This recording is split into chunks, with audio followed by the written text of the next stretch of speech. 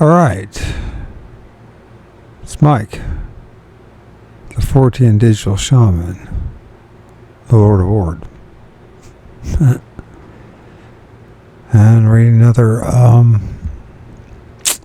it's more out of Robert Monroe's book, Journeys Out of the Body. Chapter 13, The Second Body. Greatest proof of the existence of any particular phenomenon is consistency through repeated observation. Only through such reasonable, careful, analytical experiments, or as much so as I could make them, did I come to the conclusion of the unqualified existence of the second body. I do presume that all of us have one. I cannot conceive of being that unique. If it exists, what is it like? What are the characteristics? Through several hundred tests, here are excerpts from the notes. 6:11:58 afternoon. I opened my eyes again, and everything seemed normal, except the vibration and the roll tumble still in my head. I closed my eyes, and they both grew in strength. I decided to try to lift up and float up off the couch over the center of the room, and floated downward very gently, like a feather falling. I touched the floor, and my head and shoulders seemed to be against the rug. With my hips and feet angling up into the air, it was as if my head was more weight than the rest of my body, more gravitic attraction, but all of me was gently attracted to the earth. I still seemed to have weight and little as it was. 7:19:58 afternoon. I was again on the couch, feeling very much smooth vibrations. I opened my eyes and looked around, and everything seemed normal, and the vibrations were still there. I then moved my arms, which were folded, and stretched them upward as I lay on my back. They felt outstretched, and I was surprised. I am past proper use of the word astounded. When I looked, for there were my arms still folded over my chest. I looked upward to where I felt them, and I saw the shimmering outlines of my arms and hands in exactly the place they felt they were. I looked back at the folded arms, and then at the bright shadow of them outstretched. I could see through them the bookshelves beyond. It was like a bright, glowing outline which moved when I felt them move, and made them move willfully. I wiggled my fingers, and glowing fingers twinkled, and I felt them wiggle. I put my hands together, and the glowing hands came together. I felt my hands clasp each other, and they felt just like ordinary hands, no different. For nearly 10 minutes, I lay there attempting to capture this strange evidence and to determine difference. Visually, I could see my arms folded over my chest. Simultaneously, I could see the glowing outline of my hands and arms reaching out above me. I tried to move the physical arms, but could not do so. I tried to move the glowing arms outlines, and they worked perfectly. I tried to feel with my physical arms, but could determine no sensation. With the glowing outline arms, I clasped my hands together, and they felt completely normal. I rubbed the outline hands over each outline forearm, and the arms felt normal, solid to the touch. I moved one outline hand to the shelf by a cot, and I couldn't feel the shelf. My outline hand went right through it. The vibration started to fade, and I quickly moved the glowing outline arms and hands back to my chest. It felt exactly as if I slipped on long sleeves. Then I could move my physical arms. I didn't want to get caught outside. I didn't want to get caught outsider. That makes sense. I didn't want to get caught outsider, even if my arms, without the vibrations. I don't know what happened, if anything. Maybe I don't want to find out. 5560 night. Several times I had felt someone, a body warm and alive, pressed against my back the moment I left the physical body. After my experience with the thought forms and the others, I had naturally become quite cautious. Each time I felt this entity on my back, I quickly moved back into physical. I was sure that it was more than a thought children, or perhaps some sex-distorted being, although I had detected no sexual overtones. I was prudent, not exactly prudish, but certainly frightened. The latter impression was confirmed when I noticed that the face resting on the back of my non-physical neck had wrinkles, strong wrinkles, like a man needed to shave. Also, I could hear the panting of his breath right in my ear. This was no mild thought child. This was an adult male panting with passion, thoroughly sexually deviated, and why should he pick on me, another male? Would I have felt differently if it had been a female form? In all honesty, I am sure I would have. I'll have to get him away from me. 5/22/60 night. The wrinkles were the clue. I needed no longer worry about the man on my back. He's still there, but now I know who he is. This time, after being scared back into the physical some 5 times, I got up a little more courage and moved out slowly, just out of the physical, and felt the body on my back the same as before. The whiskered head of the back of my neck, the panting in my ear, carefully so the movement would not be taken as a hostile one. I reached back and moved the palm of my hand over the face behind me. It had wrinkles. It had whiskers, and they were very real. And panting continued, and the body stayed there, pressed to my back. So I re-entered the physical. I sat up physically and thought about it. As I did so, I pensively moved my hand across my chin. I needed his shave, thought absently, then stopped, rubbed my chin again. Feeling was too familiar, just exactly the same as when I rubbed the chin of, or could it be?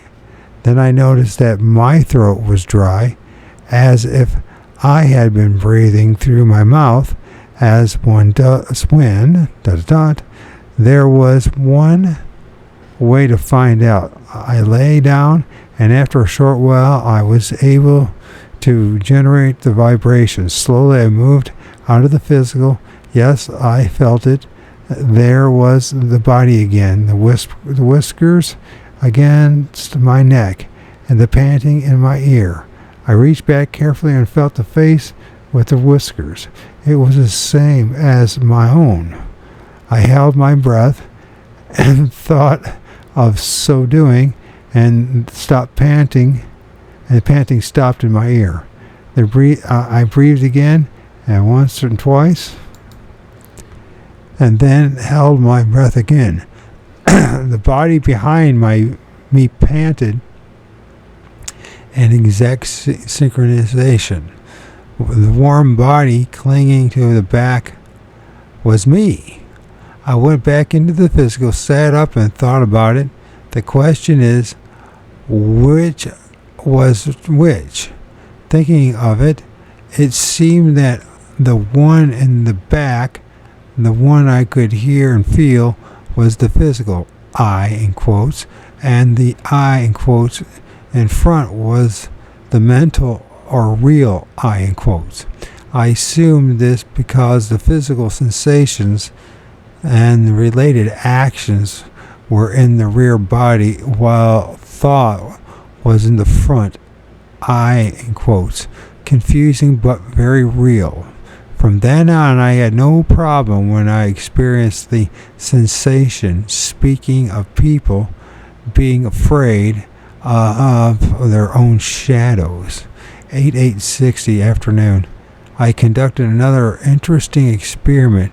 After lying down and working through the count-up procedure, the vibrations surged in strong and rough, then smoothed as they took on more rapid frequency, starting just around 30 CPS. As nearly as I can determine, the speeding up until I felt them only as a sense of warmth. I decided to lift out slowly to examine the process. I tried and out came the glowing legs, then the hips, but no more. I couldn't get my chest and shoulders out.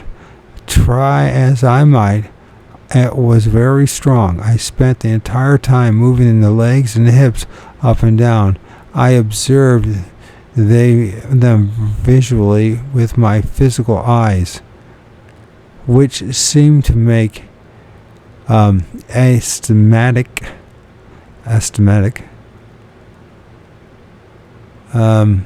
Several times I tried moving my legs up out of the physical, and then to the right, and let them fall. When I did, they floated slowly back and touched the side of the couch, and then draped over the floor. They bent around and over the edge of the couch as if they had no bones, just like a slow motion version of a piece of cloth falling loosely and bending when it made contact with a solid object. There was no noticeable after effect when I re-entered and sat up. Time away was 22 minutes. Now I want to look up a word. Instead of pretending that I know what that word means. Let's see. Astigmatic. Where are you? Oh, there it is.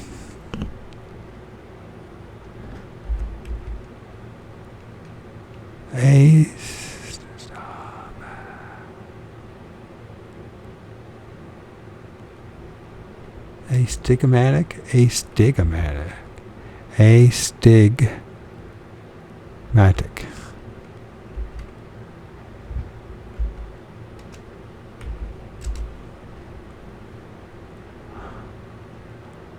Astigmatism is a common but generally treatable imperfection in the curvature of the eye that causes blurred distance and near vision.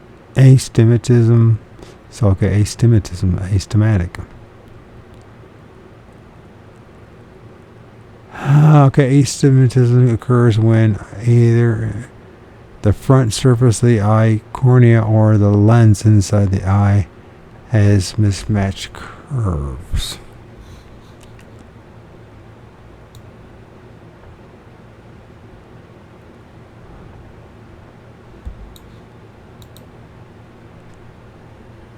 Systematic personality. Never heard of such thing, have you? A systematic person. What does being systematic mean? Common problem. Okay, we got that one. What is astigmatic power?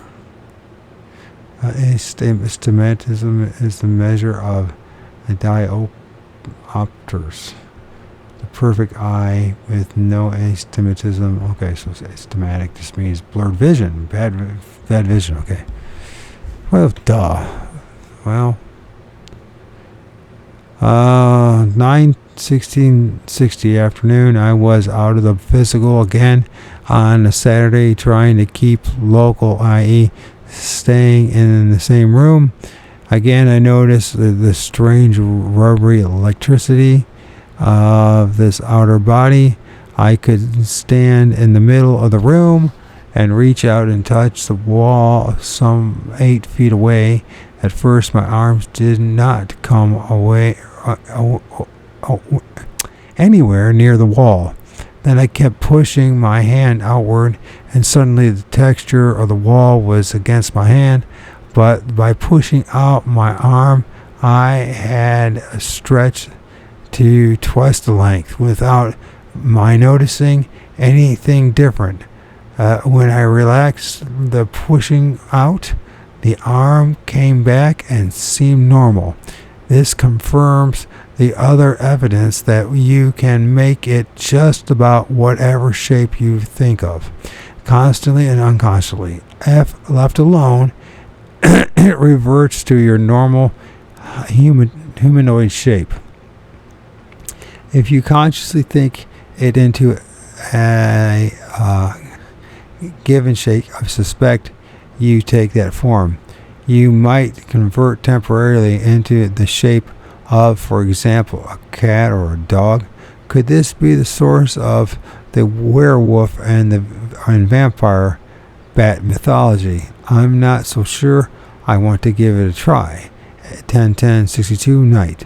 I have found another clue to the how do you look when you're not physical question. In the early evening, around 7:30, I decided to try to visit R.W. in her apartment some 8 miles distance.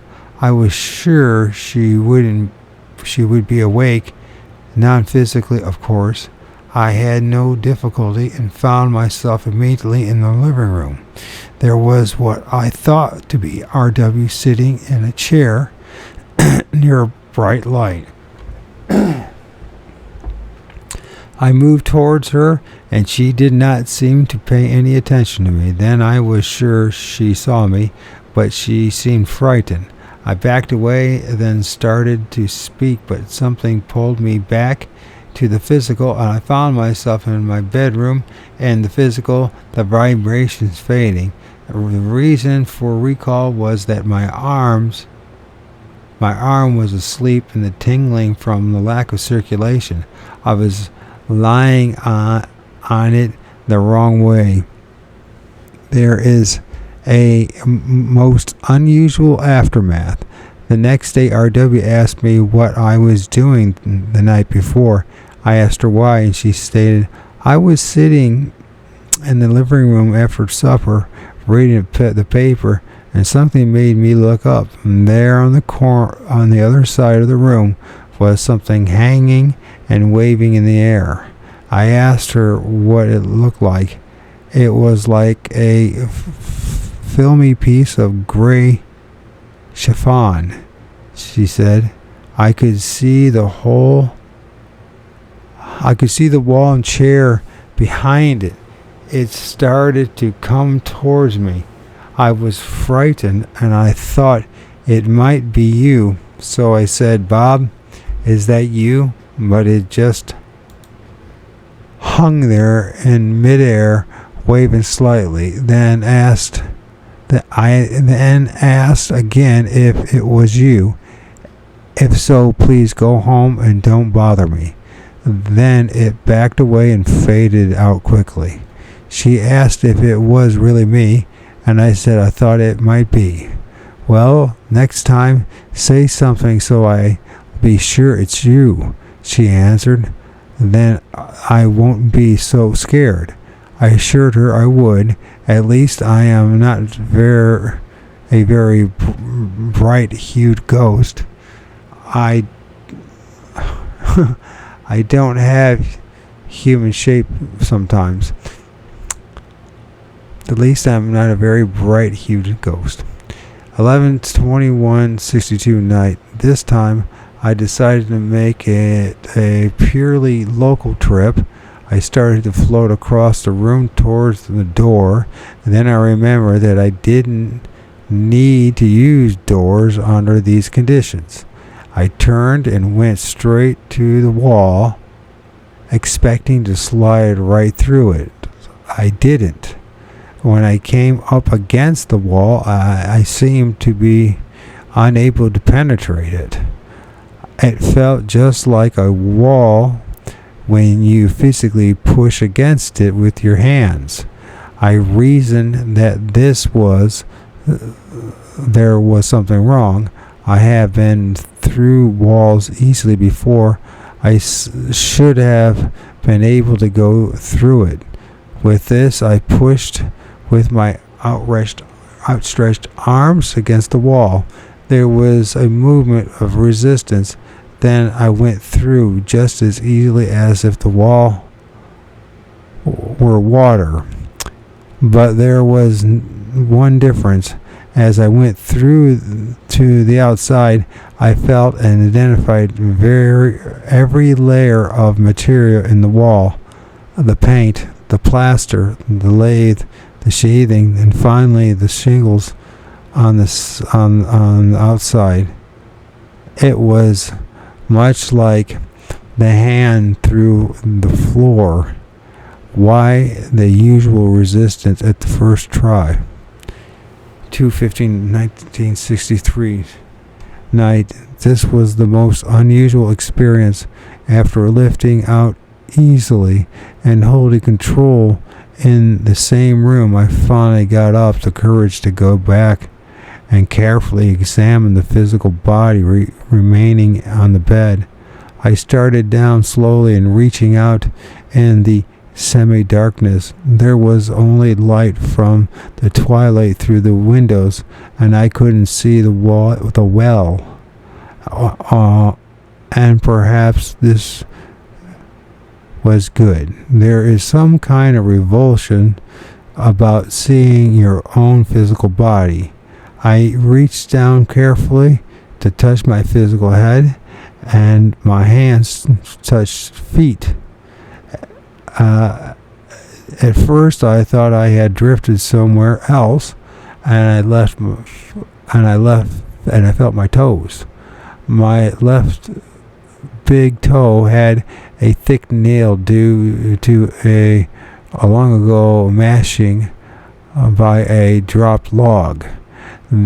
This big toe left did not, I felt with my hand, to the right foot.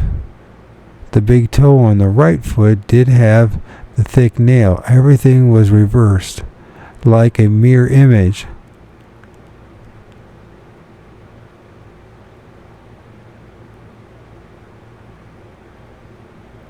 I lift up the body slowly, and from the toe on, I couldn't tell if it was reversed or not. The point is I could feel the physical My hands didn't seem simply to go through it. It was very eerie to feel my face with the closed eyes, as if it were another person's. I got close enough actually to see the face. It was all right, but just a little distorted. Either that, or I am a lot less acceptable looking than my ego and pride will admit to. I never have thought myself to be handsome, but at least I thought I was a little better than this. Strange in the reversal, floating in the half darkness, I could have swung around and become distorted, but the thick nail was on the right foot instead of the left. I must examine this further. 3/18/60 night. A query from Dr. Bradshaw prompted this one. After being out and close by, I thought I would try to find out if I wear clothes in the non-physical. I suppose basically because I don't have too much of a preoccupation with clothes. And they are for me principally for comfort and warmth. I felt my second non-physical body. There was skin with goosebumps and no clothes. Not this time anyway. 2/23/61 night. I got out of the physical by the rollout process, then started across the room.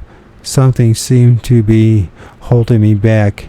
I was like trying to walk slowly in water, pulling with arms and legs and getting nowhere.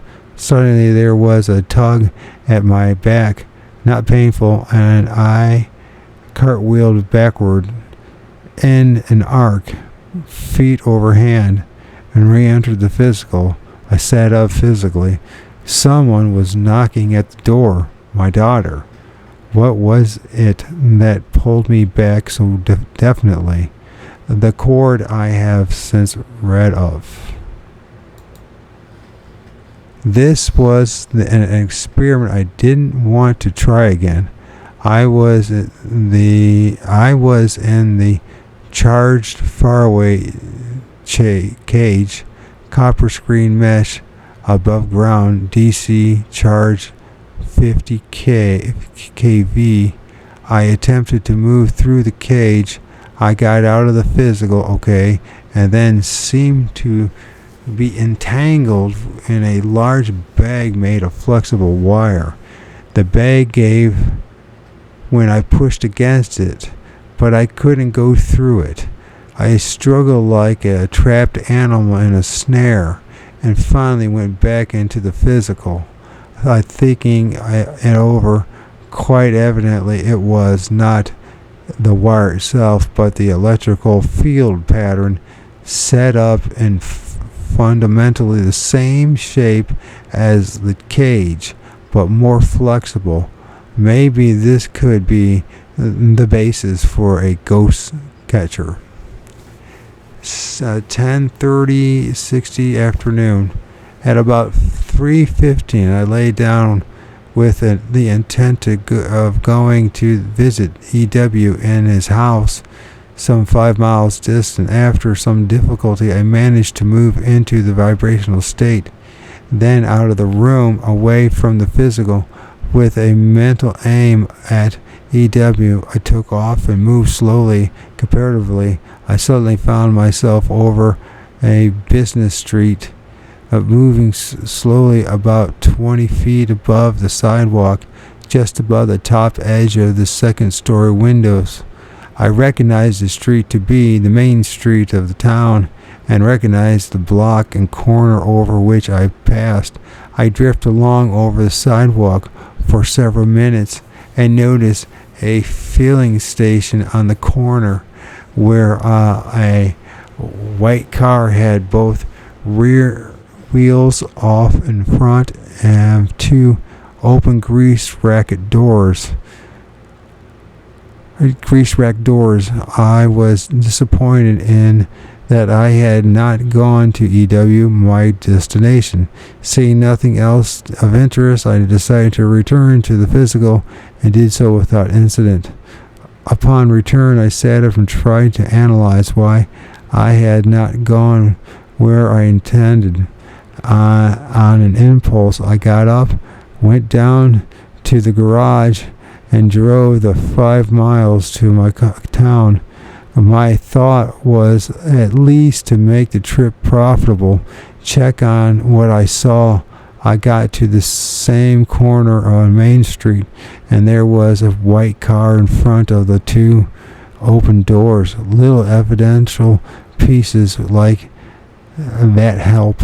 I looked up at the approximate position. I had been over the sidewalk and got a surprise. At just about the exact height I had floated over the sidewalk where power primarily containing fairly high voltage electrical current into electrical fields attracts the second body.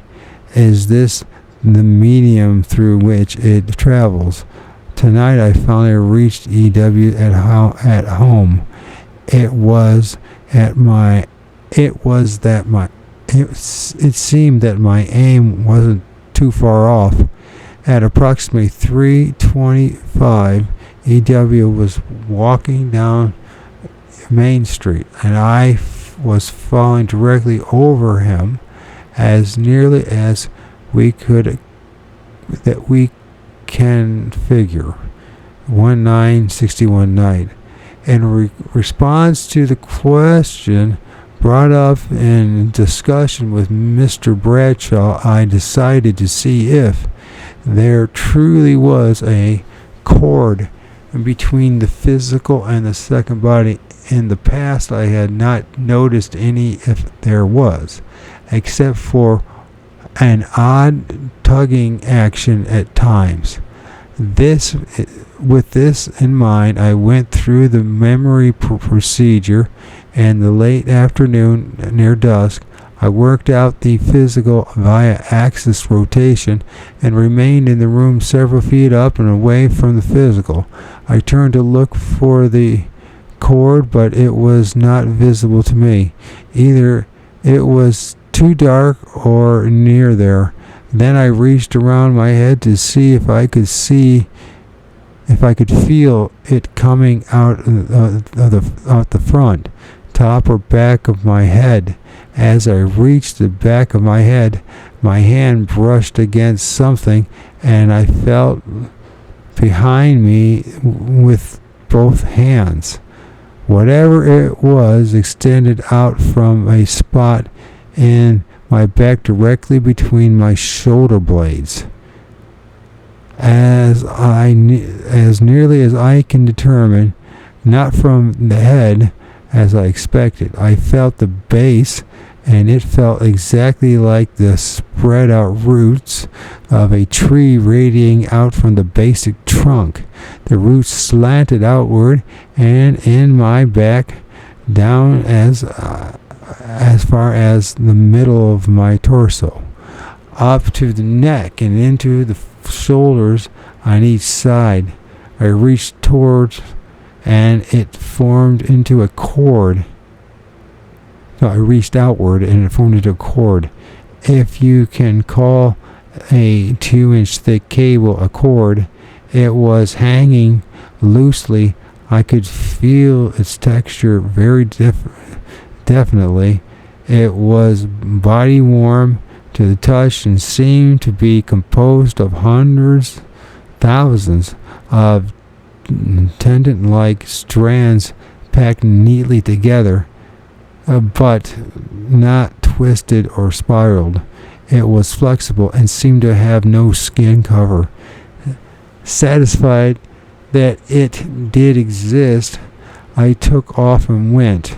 The basic characteristics noted have been confirmed many other times in various ways. Still, there appears to be no method to validate such evidence except by personal experience and observation by others. Perhaps this will come in time.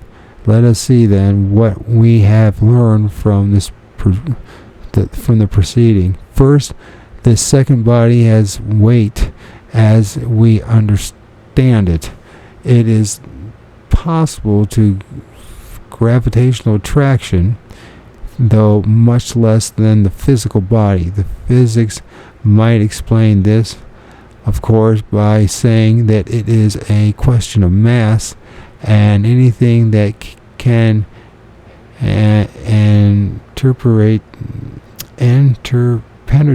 a wall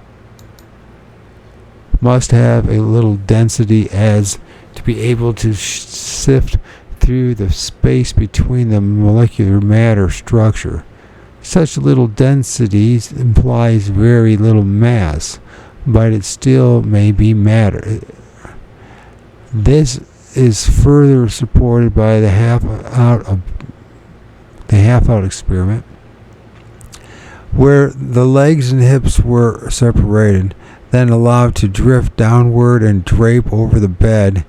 The low-density mass fell as a feather would fall.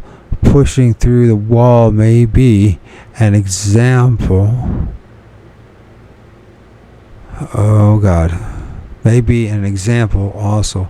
The initial resistance may be caused by some form of surface tension, vibrational speaking, which, once broken, permits the less dense mass to pass between the wall molecules. Perhaps some speculative physicists can take it from there. Second, the second body is visible under certain conditions. To be visible, it must either reflect or radiate light in the known spectrum, or at least a harmonic in this area.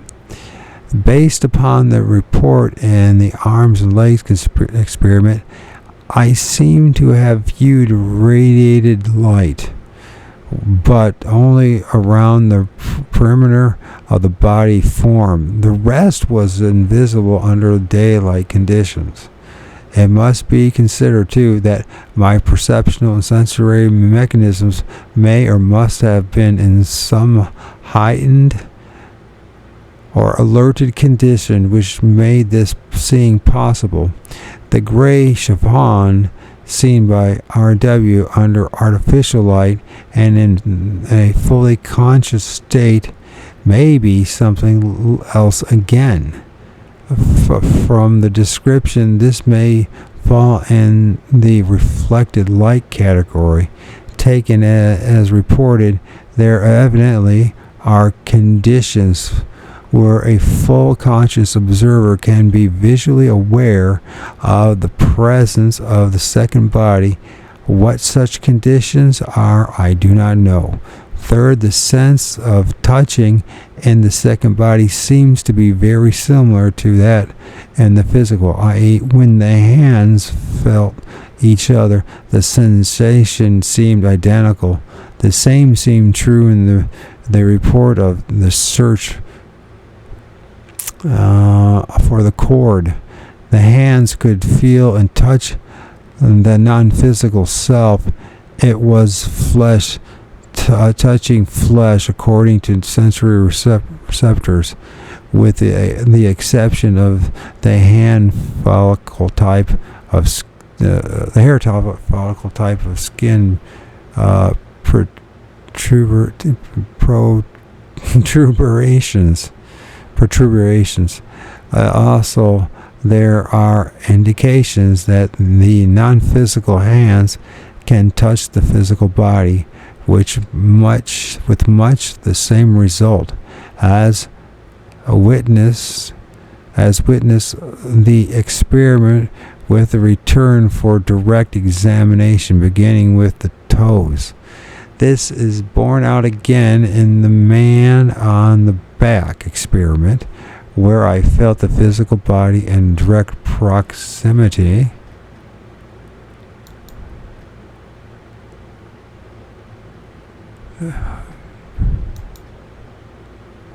That one's missing. That page is missing. be truly a high static substance, much like the second body itself, in order to stretch the seemingly infinite distance called for. I don't know, is that missing or not? Let's see if that makes sense. This is borne out again in the man out of back experiment, where I felt the physical body in direct proximity be truly. No, we're missing that page.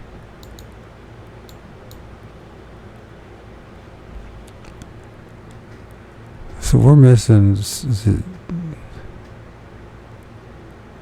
I think we are. Anyways, mind and supermind, having described the physical aspects of the second body, would seem most important to examine how the mind approximately operates in reaction to the second body experience. Students of the mental science may dispute the terminology used here, since no attempt is made here to review the phenomena in psychiatric or psychological or physiological terms. Rather, it is the hope that this section, as well as the previous one, will have common meaning for all scientists and scientific minds, and that it will act as a bridge to further exploration for every intellectual interest. The question posed most often is, how do you know you aren't dreaming? That what you experience is nothing more than a vivid dream or an hallucination of some sort. This does deserve some answer other than the counter question. How do I know my walking experience is real? As the report elsewhere, I was certain that these experiences were dreams or hallucinations for a long period in the early stages. They were seriously considered as something more than only when evidential data began to accumulate. The experiences differ from the typical dream state principalities in the following ways. 1. Continuing of some sort of conscious awareness. 2. Intellectual or emotional or blends of the two decisions made during the experience. 3. Multi-valued perception by sensory input or their equivalents. 4. No non-recurrence of the identical patterns. 5. Development of events in sequence that seem to indicate a time lapse. The most certain statement that can be made is that when the condition exists, you are as aware of no dreaming as you are when you are awake. The same standards of wakefulness can be applied with the same positive results. This is what is so disconcerting in the early experimentation. The duality of existence is completely contradictory to all available scientific training and human experience. Only the ultimate proof of such affirmation is the experience oneself in this state of being. Is this a product of self-hypnosis with attendant post-hypnotic suggestion? Quite probably the method of induction and establishment of the condition relates to hypothesis in many ways. Hypnosis itself is a phenomenon of which very little is understood. Suggests as employed in hypothesis may be part of the activation process. However, great care has been taken to avoid any incident when more is known of the factors involved in hypnosis and interrelationship with the practices involved here may appear. If the mind does act differently, what are the points of diversion? Generally, it seems that the conscious mind, or the entirety of the individual, gradually passes through a learning process. In retrospect, the effect is an evolutionary adaptation and acceptance of the unconscious mind into a relegated portion of the whole. The total is an equal blend of consciousness, unconsciousness, and supermind, transcendent self, all fully aware of the others. However, this amalgamation is effective only in the second state. If it continues in the physical environment, the effect is noticeable only to a limited degree, and the earlier penetration into the second state, thought and action are dominated also entirely by the unconscious subjective mind. Attempts to rational understanding seem buried in an avalanche of emotional reaction. All primary subjective drives are strongly evident, demanding to be heeded and or satisfied. It is impossible to deny their existence. Basic fears which you believe to be erased are the first to come forth. These are followed or joined by the equally strong drive for sexual union, which will be examined elsewhere. Together,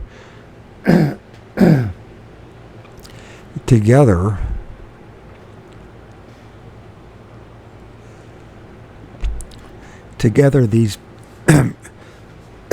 present two solid strikes against continued development of the second state. Throughout mankind's history, fear and sexuality have been the strong motivating and control characteristics in form of social organization. It is therefore understandable that they play such a vital part in the second state. Slowly, the conscious mind begins to act upon this apparently unorganized, illogical mass to bring order and objective perception into it. In the beginning, it seems an impossible task. In the latter stages, the conscious mind develops a symbolic relationship with it. Only rarely do matters get out of hand. This is not to say that the conscious mind is in full control of the second state. Rather, it is merely a modular of the master or driving force. Who is the master? Call it supermind, soul, greater self. The label isn't important. It is important to know that the conscious mind automatically responds to commands of the master without question. In the physical state, we seem only dimly aware of this. In the second state, it is a natural occurrence. The supermind knows unquestionably what is right, and the problems result only when the conscious mind stubbornly refuses to recognize this superior knowledge. The source of the knowledge of the supermind leads down many avenues, most of which seem beyond our conscious mind world perception. Heredity is the most acceptable of these, the most insufficient. With this continuing adaptation and progress, we can deduce certain observable premises. These lead to conclusions applicable to the second state environment, thought action synchronicity, whereas in the physical state action follows thought. Here they are one and the same. There is no mechanical translation of thought into action, only gradually appreciates the existence of thought as a force in itself rather than a trigger or a catalyst. It is primarily an emotional thought force, which is gradually molded into a coherent action. It is the thought of movement that creates the action. It is the thought of the person to be visited that determines the destination. Also, it is the supermind's need to create movement into unknown areas, often without an immediate conscious awareness of the motivating forces. Thought patterns carried over from physical activity strongly influence responses in the second state of existence. It is astounding to discover how many small thought habits one has grown, or how embarrassed one often feels at the automatic quality of them.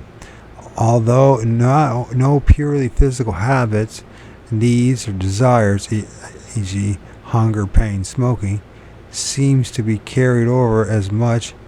Minor unknowing thought patterns and conditioning appear to confuse and divert attention.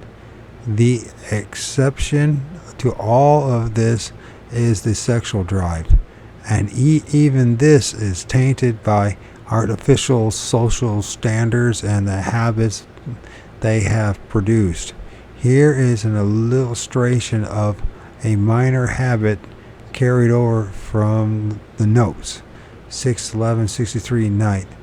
When they came close to me, each taking arms to lead me through the area, my hand went to my right chest pocket to feel if the bulk of my wallet was still there, so that I would not be taken.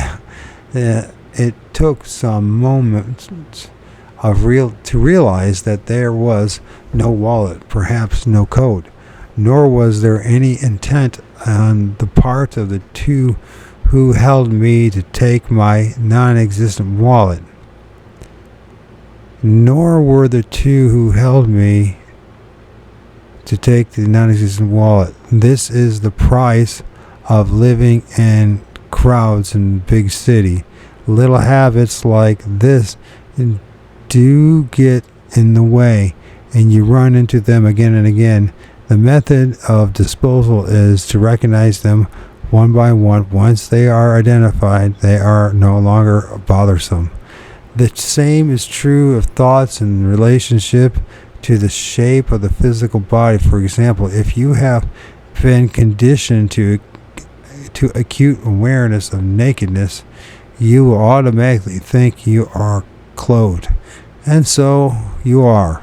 The form of your physical body is carried over in a replica down to the last hair follicle and scar, unless you deliberately think otherwise.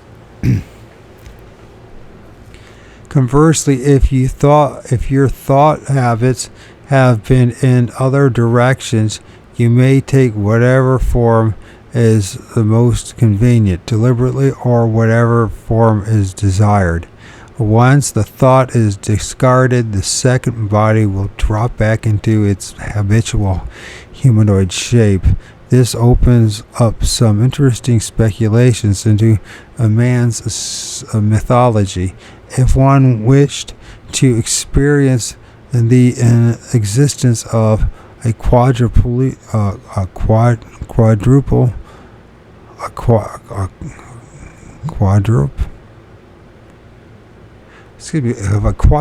Why couldn't I say that? I know why. The second body might be transformed temporarily into a large dog, and someone with second state vision. There probably are many such people might encounter a werewolf or a fashionable or the fables of half man, half goat horse could be the result. I might think wings and fly and be transformed momentarily into a vampire bat. It seems less impossible when one experiments with the power of thought in the second state. To put it another way, there seems to be a nothing that thought cannot produce in this new old other life. This invites a note of caution in large red letters. Be absolutely sure of the results you desire. Constantly control of the thoughts you engender. Perception changes. This is the area of most significant yet most incomprehensible alteration, because we have learned no other way of dealing with it. All sensory input is translated at first into terms and meanings appreciated by the 5 physical senses. For example, when one begins to see in this unfamiliar shape, the impression is that this seeing is much the same as optical reception by the physical eyes. Only latter can you discover empirically that this is not the case. It is the physical seeing at all. It isn't the physical seeing at all. You learn that you can see in all directions at once without turning at the head, that you see and don't see according to the thoughts, and that when examined objectively, it is more than an impression of radiation rather than the reflection of light waves. The same applies to other physical senses. You believe at first that you are hearing people speak to you early. You perceive that no ear has received a sensory message. In some other way, you have received the message thought, and your mind has translated into understandable words. Touch seems to have the most definite relationship to its physical counterpart. Smell and taste have been conspicuously absent to date. Most interesting is the evidence that none of these modes of perception work wholly automatically. You seem to be able to turn them on and off at will. There also seems to be a few new meanings of sensory input. One of these is identification of other human entities, living, dead, not by how they look, but through an undistinguished awareness of their prime personality, habits, and thoughts. This is the most remarkable, because it seems infallible, with the innermost self appearing to radiate patterns much as the composition of a star or a piece of metal can be analyzed by its spectrograph. I suspect that such emanations cannot be shut off by the individual, so there can be no covering over the inner self to hide it from view. Another is the ability to communicate with others at the level above conscious awareness. This has been performed with living persons awake and asleep. It is quite possible that it also takes place among people living in the physical state who are completely unaware of it. In the second state, it is specific and utterly natural. There are many instances reported in the notes of such communications while the other person is in conscious physical conversation with the third party. Most frustrating part of this is that the communicant rarely has any memory of it afterward. It is only with difficulty that such contact is opened with a person physically awake. It is like trying to rouse a person from a sound or deep sleep. It may be that this communicating portion of the mind is actually asleep during periods of physical consciousness. Free association or aggressive hypnotic techniques should bring recall from such sources when needed. One problem is encountered periodically in the perception during the second state, it may be more common in perception by physical means than has been reported, and thus not unique. I refer to the question of the mind's identification of the persons, places, and things which up to the moment have been unknown and perceived previously. The quest for evidential data and self-organization, the mind seems to act strongly in response to any and uniform thought command to identify without modification or equivocation.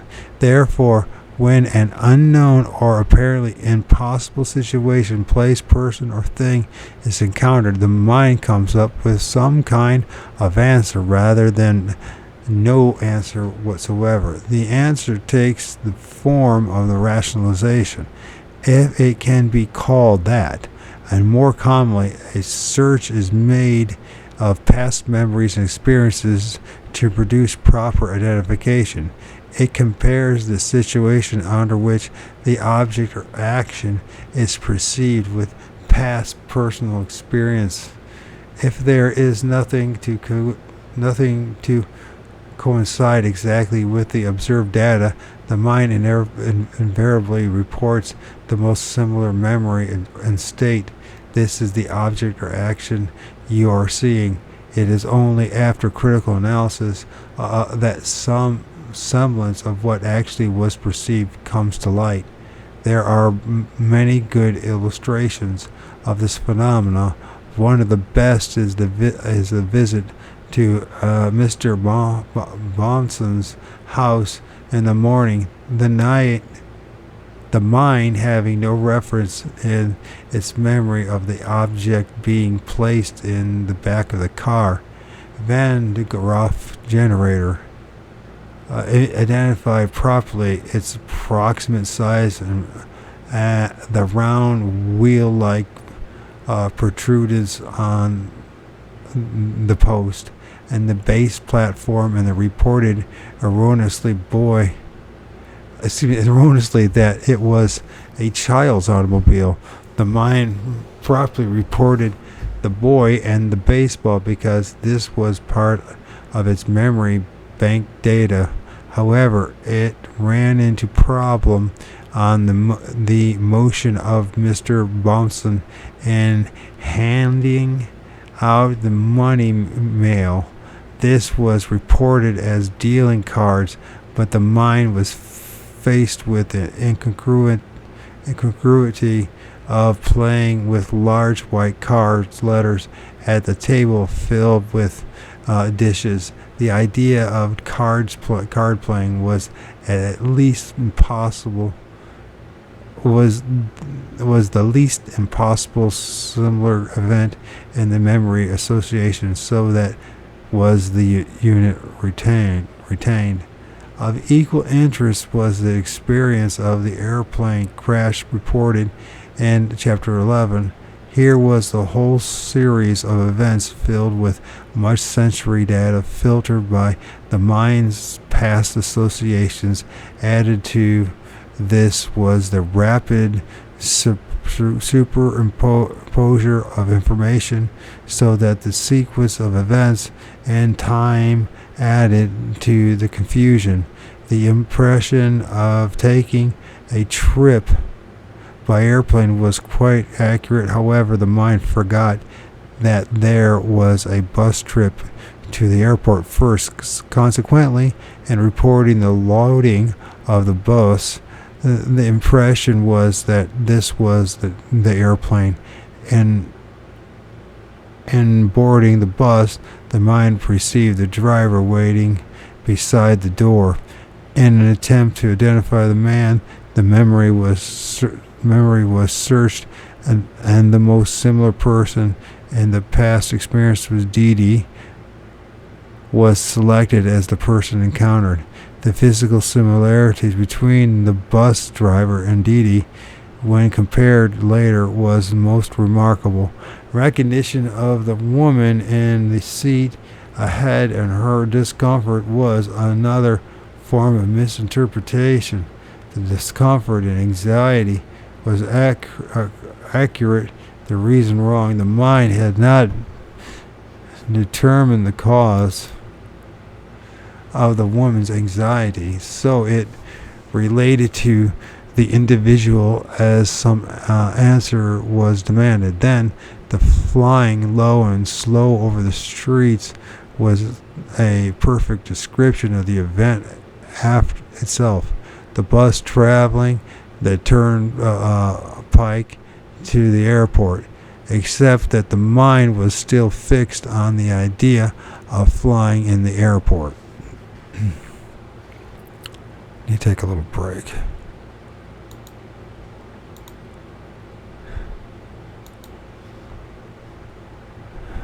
Actually, I should just take a permanent break in part 2. But wait a minute, let me see how many pages do I have. Shit. Let's just get through it. The mind still held fixedly on the fact that the plane flight had already begun. When the plane encountered the storm, the mind reported the plane flying under power of the telephone wires because it could not translate directly the effect of the storm. Most significant was the mind's interpretation of the accident or catastrophe. It saw what appeared to be a disruption of the heart activity. This was an impossible situation, an inconceivable event based upon its experience. In the face of this past data, the mind was forced to identify. Experience said to the observed catastrophe was not possible. Therefore, it selected an airplane crash as the event that would be believed and acceptable as a possibility. For this, the difficulty of accurately reporting the observed of unknown material can be understood. If it proves this complex is familiar environments, one can well imagine what takes place when that which is perceived has no relationship whatsoever to perceived experience. Only by a laborious trial and error have a few facts been assembled, and these may not all be common with the interpretation of other minds with other experiences backgrounds. This is the reason for the need for others to experience the same conditions. The entire picture may become clearer with the help of such additional reports. A few facts that have been properly tagged. There are the flying and the falling dreams. I am quite certain that such dreams are but memories of some degree of second state experience. I have often become aware of experiencing the flying dream during sleep, only to discover that I was actually floating out in the second body as I brought consciousness to the incident. This involuntary action happens most frequently with an conscious effort. It may well be that many people do have this experience during sleep, but just don't remember it. A dream of riding or flying in an airplane has a similar connotation. The mind refusing to accept the possibility of flying without mechanical help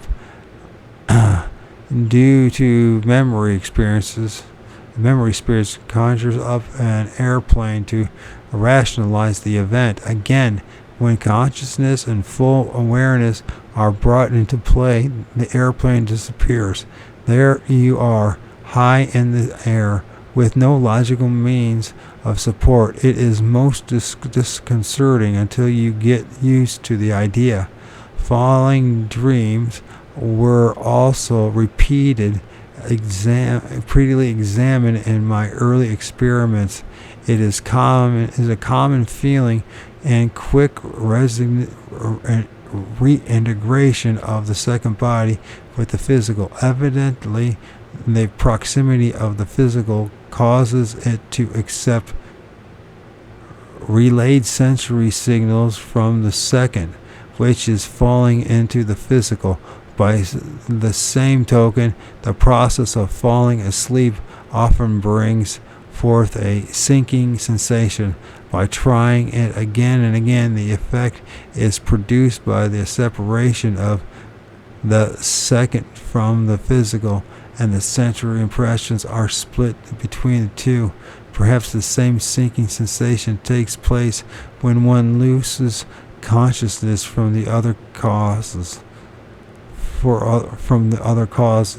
such as fainting, application of anesthesia, etc. Intelligence measurements.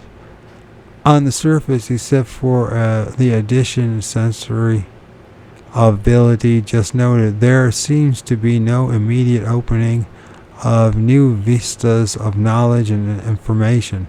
There is no jump in IQ, but the standards applied in the physical. There is indeed a new kind of intellect at work, but it is in a form that seems incomprehensible. This composite mind uses the experience of living in the physical, but applies them only when they fit. The event or incident, sometimes actions take place that seem utter nonsense to the conscious mind, and their validity is recognized only after the event.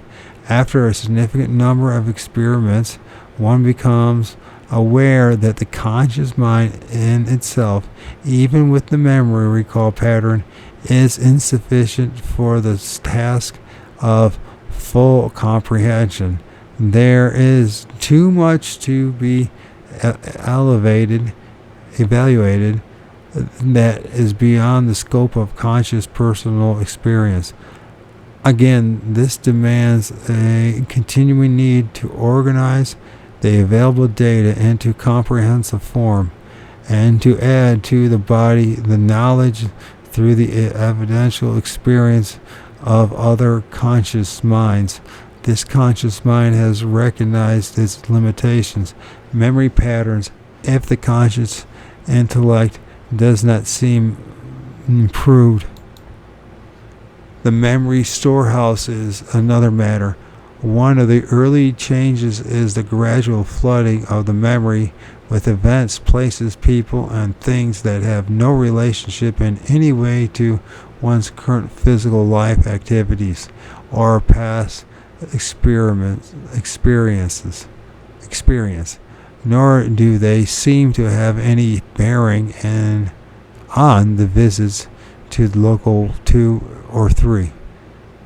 The source of these memories still remains a mystery. They are sensed and recalled while in the second state.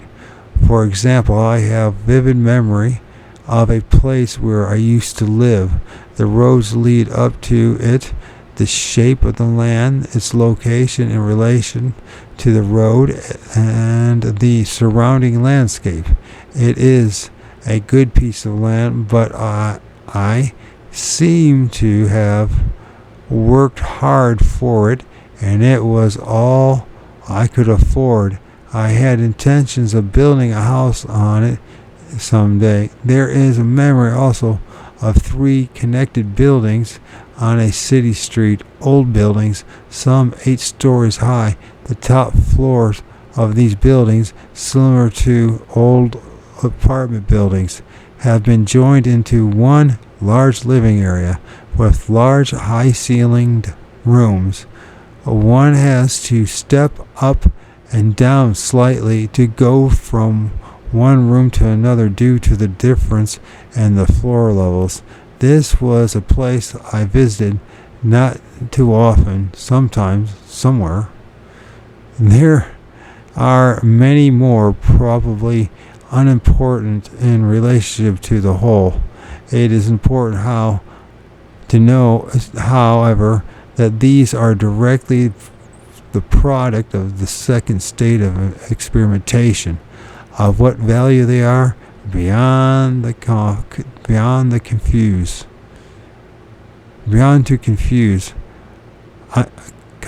Confuse. It's confused, beyond to confuse. I have yet to learn. Anyways, that's the end of that reading. So we finished 13 and 14 of the book. Or I did, at least. Journeys Out of the Body by Robert A. Monroe. If you're going to try, go all the way. Otherwise, don't even start. If you're going to try, go all the way. This could mean losing girlfriends, wives, relatives, jobs, and maybe your mind.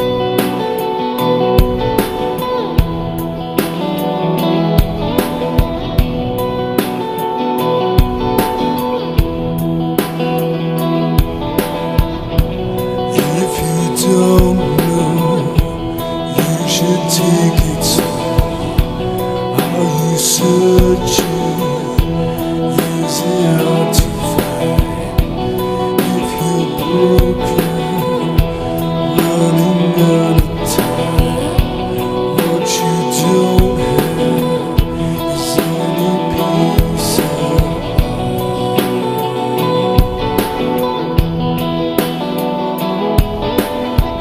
seasons don't change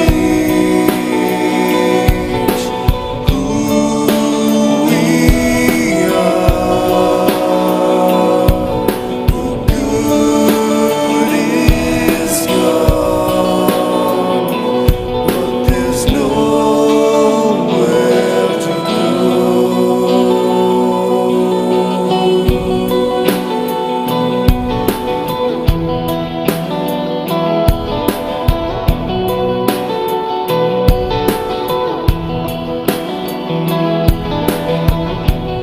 If I can't go, will you take me there? I won't break, I feel.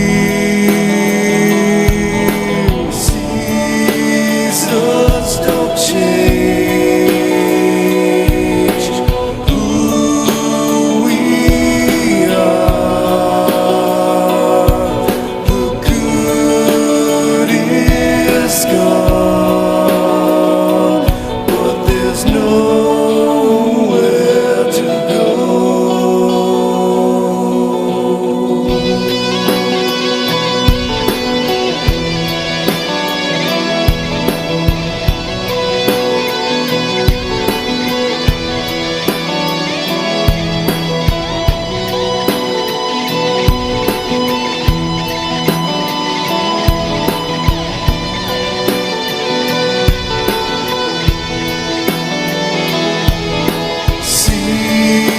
Seasons don't change.